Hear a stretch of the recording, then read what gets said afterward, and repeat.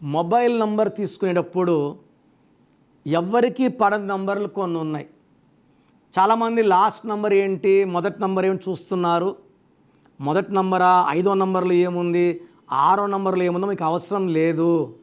Total 10 లెటర్లు కూడితే 27 number వస్తే ఆ ఫోన్ వాడే వాళ్ళకి డిప్రెషన్ ఉంటుంది. సో నిద్రలేని రాత్రులు, డిప్రెషను, సూసైడ్ థాట్స్.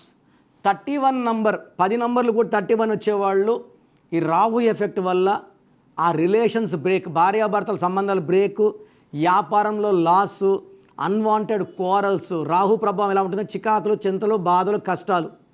33 నంబర్ వస్తే ఇతరులు మేలు చేసి పాడైపోతారు. ఎవరైనా డబ్బు ఇచ్చేస్తారు, బాధపడతారు. 36వ నంబర్ వస్తే 3 దేవతలు, 6 రాక్షసులు.